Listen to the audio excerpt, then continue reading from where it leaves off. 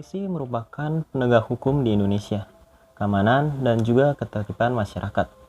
Polisi juga memiliki peran dalam lingkungan pengadilan yang bertugas sebagai penyidik. Di Indonesia ada satu polisi yang terkenal dengan kejujuran serta kesederhanaannya. Bahkan kerap kali polisi ini dianggap sebagai legenda karena kejujurannya. Beliau adalah Pak Hugeng, sesosok polisi yang dikenal sangat sederhana, lurus, dan juga tidak kenal kompromi. Beliau menjabat di masa pemerintahan Presiden Soekarno dan juga Presiden Soeharto. Pak Hugeng lahir pada 14 Oktober 1921 di Pekalongan. Merupakan anak sulung dari 3 bersaudara. Ayahnya bernama Sukaryo Karyohatmojo, merupakan pegawai pemerintahan Belanda pada masa itu. Dan ibunya bernama Umi Kalsum. Pada masa mudanya, Pak Hugeng diberi kebebasan oleh kedua orang tuanya untuk menentukan masa depannya sendiri. Dan pada masa remajanya, Pak Hugeng sangat bercita-cita ingin menjadi seperti Pak Ating Natadikusuma, seorang perwira polisi sahabat ayahnya. Seorang polisi yang dinilai sangat gagah penampilannya. Pak Ating Natadikusuma sendiri merupakan komisaris polisi yang menjabat sebagai kepala jawatan di daerah Pekalongan. Kemudian pada tahun 1945, Pak Ating ditunjuk menjadi kepala kepolisian RI di daerah Jakarta Raya. Pak Hugeng menempuh pendidikan sekolahnya dari sekolah dasar sampai sekolah menengah atas di waktu masa pemerintahan Belanda, di mana ia memulai pendidikannya pada tahun 1927. Waktu sekolah dasar, Pak Hugeng ini bersekolah di HIS Pemalang dan sempat pindah di HIS Pekalongan karena pemindah tugasan ayahnya saat itu. Kemudian di tahun 1934 setelah lulusnya dari HIS, Pak Hugeng kemudian melanjutkan masa sekolahnya di sekolah pemerintahan Belanda saat itu yang bernama Mulo sampai pada tahun 1937. Kemudian selulusnya dari Mulo, Pak Hugeng langsung melanjutkan pendidikannya ke AMS. Namun pada masa pendidikan tingkat atasnya ini, Pak Hugeng tidak sempat menyelesaikannya karena saat itu Jepang memasuki daerah Hindia Belanda. Dikarenakan karena tidak dapat melanjutkan sekolah saat masuknya Jepang ke Hindia Belanda, Pak Hugeng kembali ke kampung halamannya di Pekalongan dan sempat menjadi pedagang bersama dengan teman-temannya. Selain menjadi pedagang, ternyata Pak Hugeng sempat bekerja di sebuah stasiun radio. Kemudian setelah selesai dari pekerjaannya sebagai pegawai di sebuah stasiun radio, Pak Hugeng mengikuti kursus kepolisian di masa pemerintahan Jepang. Dalam pendidikan kepolisian itu, Pak Hugeng sangat antusias karena menurutnya cita-cita yang sangat ia impikan dahulu dapat terwujud untuk menjadi seorang polisi seperti sesosok Pak Ating Natadikusuma. Namun, pendidikan yang ia tekuni tersebut ternyata malah membuatnya kecewa. Pasalnya, dari hasil pendidikan itu, Pak Hugeng hanya bisa sampai menjadi tantama atau bintara, tidak seperti yang ia cita-citakan dahulu. Kemudian dari situ, Pak Hugeng pun tidak meneruskan cita-citanya itu pada tahun 1940. Setamatnya dari sekolah kepolisian, kemudian Pak Hugeng belajar hukum di RHS yang berlokasi di daerah Batavia atau Jakarta. Dari RHS Batavia, kemudian Pak Hugeng melanjutkan kembali pendidikan kepolisiannya di Sekolah Tinggi Dai Ikakoto Keisatsu Gakko yang berlokasi di Lido, Sukabumi, yang kemudian lulus pada tahun 1944. Pak Hugeng pun juga sempat menempuh perguruan tinggi ilmu kepolisian sampai lulus pada tahun 1952. Kemudian setelah sebelumnya lulus dari pendidikan kepolisian di Lido Sukabumi pada tahun 1944, ternyata Pak Hugeng juga sempat ditugaskan di daerah Semarang. Namun penugasannya itu tidak berjalan lama karena daerah Semarang saat itu digempur oleh Belanda. Jadi Pak Hugeng kembali ke kampung halamannya di Pekalongan. Sepulangnya ke Pekalongan, Pak Hugeng sempat bergabung dan menjadi Angkatan Laut. Namun tidak untuk waktu yang lama. Ia bertugas di Angkatan Laut dari tahun 1945 sampai 1946. Pada akhirnya, Pak Hugeng kembali masuk ke Akademi Kepolisian yang saat itu pertama kali dibentuk di daerah Semarang. Dan selulusnya ia dari Akademi Kepolisian, Pak Hugeng mendapat tugas di Yogyakarta. Di Yogyakarta inilah Pak Hugeng kemudian bertemu dengan calon istrinya yang bernama Ibu Meriani Ruslani atau yang akrab dipanggil dengan Ibu Meri. Seorang gadis cantik penyiar radio yang masih keturunan Belanda. Nah, pada masa yang sama ini juga Pak Hugeng dan Ibu Meri sempat memerankan sandiwara radio di tempat bekerja Ibu Meri. Sandiwara radio itu berjudul Saijah dan Adinda yang diambil dari buku Max Havelaar karya Multatuli. Acara sandiwara tersebut kemudian diputarkan di radio Angkatan Laut, Darat, dan Udara atau yang dikenal dengan Radio Aldo. Sandiwara yang diperankan oleh Pak Hugeng dan Ibu Meri ternyata menjadi sangat populer. Bahkan pada saat itu Presiden pertama RI kita, yaitu Presiden Soekarno, meminta untuk sandiwara radio tersebut diputarkan kembali di Radio Republik Indonesia daerah Yogyakarta. Dan pada akhirnya di tanggal 31 Oktober 1946 Pak Hugeng dan Ibu Meri menikah di Yogyakarta. Dan dari pernikahannya itu Pak Hugeng dan Ibu Meri dikaruniai 3 orang anak, yaitu Reni Suryanti Hugeng, Aditya Sutanto Hugeng, dan juga Sri Pamujining Rahayu. Pak Hugeng sendiri ternyata memang lebih senang dipanggil dengan sapaan Hugeng dibanding dengan nama lengkapnya yaitu Hugeng Iman Santoso. Namun keinginan untuk dipanggil sebagai Hugeng sendiri bukanlah tanpa sebab. Karenanya menurut Pak Hugeng sendiri, nama Hugeng Iman Santoso cukup berat untuk disandang. Pasalnya, Pak Hugeng belum merasa memiliki iman yang sentosa atau iman yang teguh. Pada November 1952, selulusnya dari Perguruan Tinggi Ilmu Kepolisian atau PTIK, Pak Hugeng sempat bertugas di DPKN. Saat itu ia sempat bertugas sebagai Wakil Kepala DPKN dan juga kemudian ia sempat naik jabatannya menjadi Kepala DPKN di Kepolisian Jawa Timur, Surabaya. Tugas tersebut merupakan penempatan pertamanya setelah Pak Hugeng lulus dari Perguruan Tinggi Ilmu Kepolisian. Kemudian pada tahun 1956, Pak Hugeng dipanggil oleh Kepala DPKN Markas Besar Angkatan Kepolisian Negara di Jakarta untuk penugasannya di Medan, Sumatera Utara. Pak Hugeng sendiri diberitahu bahwa penugasannya di Medan, ia akan menjabat sebagai Kepala Direktorat Reserse dan Kriminal di Kantor Kepolisian Sumatera Utara. Mendengar hal tersebut, Pak Hugeng menyambutnya dan juga menerimanya dengan sangat antusias. Karena saat itu penugasan di Medan bukanlah tugas yang mudah, apalagi bagi seorang polisi yang baru merintis karirnya. Pada saat itu juga, Medan ternyata memang dikenal sebagai wilayah yang banyak memiliki tindak kasus kejahatan, seperti smokel atau penyelundupan, perjudian, perampokan, dan suap menyuap dari kalangan pengusaha dan juga aparat negara. Ujian pertama Pak Hugeng sebagai polisi didapat saat ia dan keluarganya pertama kali sampai di Pelabuhan Belawan, Medan, Sumatera Utara. Setelah ia dan keluarganya berlayar dari Jakarta. Di mana saat itu sesampainya di pelabuhan, Pak Hugeng disambut oleh seorang pengusaha keturunan Cina dengan perawakan bertubuh yang cukup gemuk dan mengaku sebagai seorang panitia selamat datang. Panitia itu ternyata memang khusus dibentuk oleh para pengusaha tersebut untuk menyambut kedatangannya Pak Hugeng ini. Pengusaha tersebut memberitahukan kepada Pak Hugeng bahwa mereka ternyata memang sudah menyiapkan kendaraan dan juga tempat tinggal untuk Pak Hugeng dan keluarganya selama Pak Hugeng bertugas di Medan, Sumatera Utara. Tetapi di situ Pak Hugeng menolaknya secara halus. Perlakuan yang diberikan oleh pengusaha tersebut nyata tidak berhenti hanya sampai di situ saja. Sesampainya Pak Hugeng di rumah dinasnya, ternyata para pengusaha dan panitia itu telah mengirimkan beberapa perabotan rumah tangga yang diberikan kepada Pak Hugeng untuk dipergunakannya dalam kebutuhan sehari-hari selama Pak Hugeng bertugas di Medan. Namun lagi-lagi juga Pak Hugeng menolaknya secara halus dan memberitahukan kepada para panitia dan pengusaha itu untuk mengambil barang-barang yang diberikannya.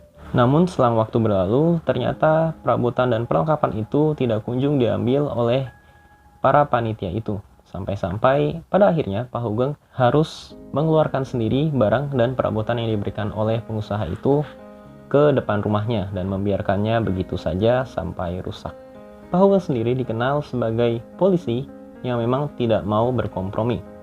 Maka kerap kali atau seringkali Pak Hugeng ini sering mendapat ancaman pembunuhan, seperti yang terjadi pada penugasannya di Medan saat ia berada di kawasan pinggiran hutan di kota Medan, di mana saat itu Pak Hugeng menjadi sasaran dari penembak jitu. Untungnya pada penembakan itu tidak ada satupun peluru yang mengenai Pak Hugeng. Selama bertugas di Medan, Pak Hugeng memang seringkali keluar masuk daerah kawasan Medan untuk menyergap para pelaku perjudian dan juga penyelundupan. Tidak jarang dari penyergapan yang dilakukan Pak Hugeng tertangkap basah ada oknum polisi atau tentara yang menjadi backing dari penyergapan yang dilakukan oleh Pak Hugeng tersebut. Bahkan kerap kali ada yang terluka karena melarikan diri dan jatuh saat terjadinya penyergapan. Menurut Pak Hugeng sendiri, apabila ada aparat hukum yang bertugas di Medan dan tidak mau berkompromi atau kong kali kong dengan para pengusaha hitam di sana, penugasannya tidak akan berjalan dengan mulus. Bahkan dapat dikatakan penugasannya tidak akan bertahan lama. Benar saja, di mana pada tahun 1960 Pak Hugeng ditarik kembali ke Jakarta. Namun sebelum penarikan itu, Pak Hugeng sempat menempuh pendidikan Brimob di Porong Sidoarjo, Jawa Timur pada Oktober 1959. Walaupun penugasannya di Medan terbilang tidak cukup lama, namun Pak Hugeng merasa bangga karena dapat menjalankan tugasnya sesuai dengan aturan dan juga prinsip hidupnya. Sepulangnya bertugas dari Medan, Pak Hugeng sempat menganggur dan lebih banyak menghabiskan waktu bersama dengan keluarganya. Melukis, bermain musik, dan juga berjalan-jalan dengan sepeda ontelnya. Suatu pagi saat berjalan-jalan, secara tak sengaja Pak Hugeng bertemu dengan Menteri Koordinator Keamanan Nasional atau Panglima Angkatan Bersenjata Jenderal A.H. Nasution. Beliau bertanya pada Pak Hugeng, "Apa pekerjaanmu sekarang, Deng?" Jawab Pak Hugeng, "Ya seorang polisi, Pak. Tetapi sekarang lontang-lantung atau belum ada kerjaan." Mendengar itu, Pak A.H. Nasution terkejut dan setelahnya beliau melapor kepada Presiden Soekarno, sehingga kemudian Pak Hugeng diusulkan menjadi Kepala Jawatan Imigrasi. Tak lama setelah pengusulan itu, Pak Hugeng dipanggil ke kantor Pak A.H. Nasution dan ditanya apakah Pak Hugeng bersedia menjadi Kepala Jawatan Imigrasi. Pak Hugeng pun menerimanya dan siap ditempatkan di mana saja. Secara resmi, Pak Hugeng diangkat menjadi Kepala Jawatan Imigrasi pada 19 Januari 1961. Pekerjaan tersebut merupakan pekerjaan pertamanya di luar korps sebagai seorang polisi. Pak Hugeng menjalankan tugasnya sebagai Kepala Jawatan Imigrasi sampai sekitar awal Juni 1964. Selama 3 tahun menjabat, Pak Hugeng menuturkan bahwa ternyata di tubuh Jawatan Imigrasi diperlukan kepemimpinan yang tegas. Menurutnya, kantor imigrasi saat itu tampaknya tidak dikuasai oleh orang imigrasi sendiri. Yang berkuasa justru orang-orang non-imigrasi, seperti Intel TNI Angkatan Darat atau DPKN Kepolisian, Korps Polisi Militer, dan Kejaksaan Agung.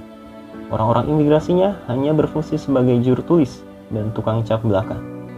Keputusan Presiden Soekarno mengusulkan Pak Hugeng sebagai Kepala Jawatan Imigrasi karena ketegasannya saat bertugas di Medan. Setelah dinilai sukses dalam tugasnya sebagai pemimpin Jawatan Imigrasi, Pak Hugeng kemudian diangkat dan dilantik menjadi Menteri Iuran Negara pada 27 Agustus 1964, di mana jabatan tersebut merupakan salah satu anggota Kabinet Dwi Korah I. Selama beberapa tahun kemudian, pada awal tahun 1966, Pak Hugeng diangkat menjadi Sekretaris Menteri atau Sekretaris Presidium Kabinet. Pada saat Pak Hugeng menjabat sebagai Sekretaris Presidium Kabinet, ia sempat ditelepon oleh Menpanggak atau Kapolri saat itu, yaitu Jenderal Polisi Sucipto Judo Diharjo.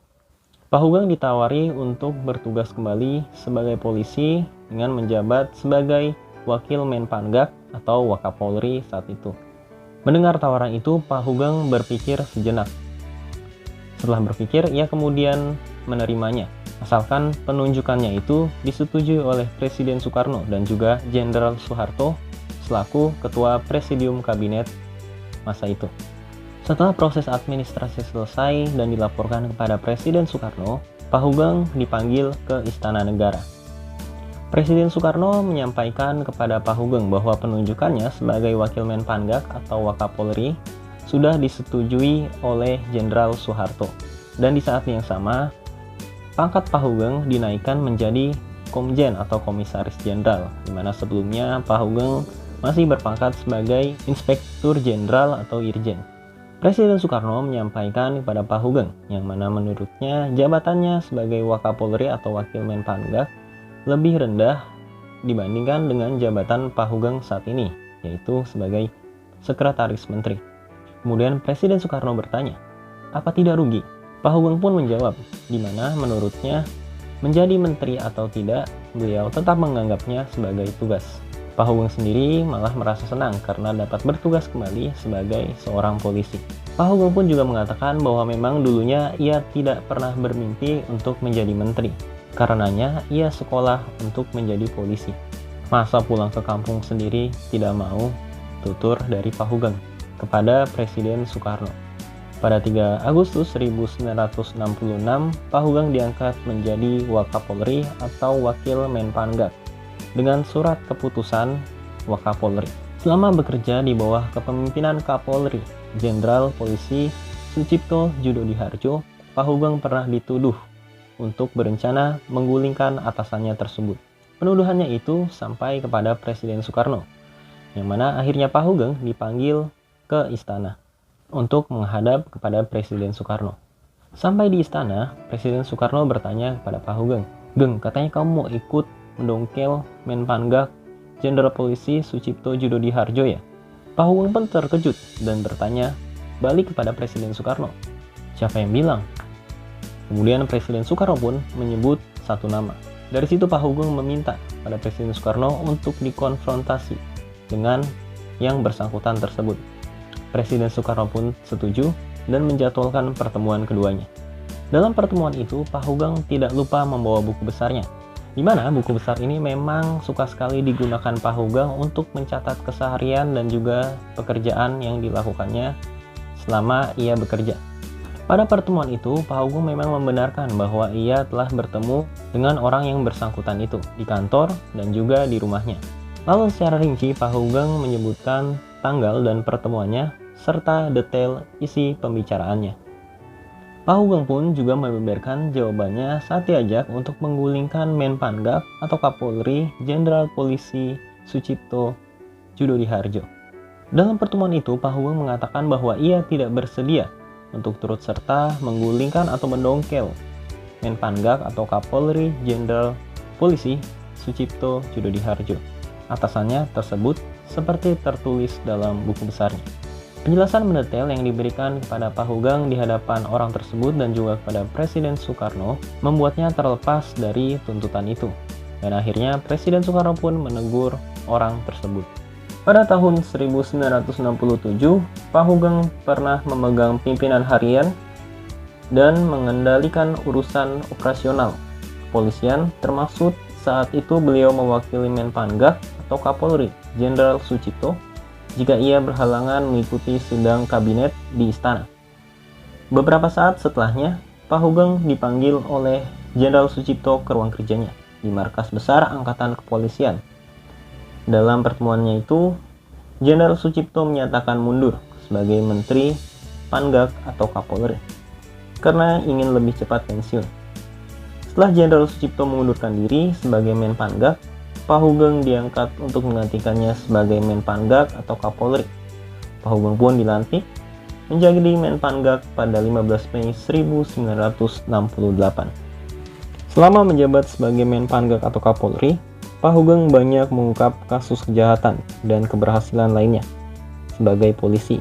Di antaranya, penetapan aturan penggunaan helm pada pengendara sepeda motor, kasus pemerkosaan Sum Kuning di Yogyakarta, penembakan mahasiswa ITB, dan kasus penyelundupan mobil mewah kelas kakap oleh Roby Cahyadi, pada akhirnya Pak Hugeng menyatakan mengundurkan diri sebagai Kapolri pada 2 Oktober 1971. Sebelum mengundurkan diri, Pak Hugeng sempat dipanggil oleh Presiden Soeharto dan ditawari menjadi dubes. Namun Pak Hugeng menyatakan bahwa tugas apapun saya terima, Pak, asal jangan jadi dubes. Presiden Soeharto pun menapik. Di Indonesia tidak ada lagi lowongan buat Hugeng. Ditantang seperti itu, Pak Hugeng langsung menyatakan berhenti sebagai Kapolri saat itu juga. Setelah cukup lama berhenti dari kepolisian, pada tahun 1980, Pak Hugeng bergabung dengan Petisi 50, kelompok yang selalu mengkritisi jalannya pemerintahan Presiden Soeharto saat itu. Selama menjadi anggota Petisi 50, kehidupan Pak Hugeng mulai dipersulit, termasuk juga dengan keluarganya. Bahkan acara musik Pak Hugeng pun yang sebelumnya tayang di TVRI akhirnya ditutup dengan alasan musiknya bukan musik asli Indonesia. Padahal alasan sebenarnya yang tak lain adalah karena ada anggota Petisi 50 di acara tersebut. 24 tahun kemudian pada 14 Juli 2004, setelah menderita penyakit stroke yang cukup lama, Pak Hugeng pun akhirnya mengembuskan nafas terakhirnya dan meninggal dunia di Rumah Sakit Cipto Mangunkusumo, Jakarta. Beliau tutup usia di usia 83 tahun. 6:35. General Huguen, Chief of Police, is driven to work. This morning he's half an hour late. Every morning the Betcheks take shortcuts on the new highways, and every morning they are arrested. Their real crime is that they're old-fashioned. They have done traffic violation. Oh, my God, there's a lot. Well, You're going to stop? General Huguen, passing by, stops to make sure that his men don't overstep the mark. He doesn't make the policy, but he implements it.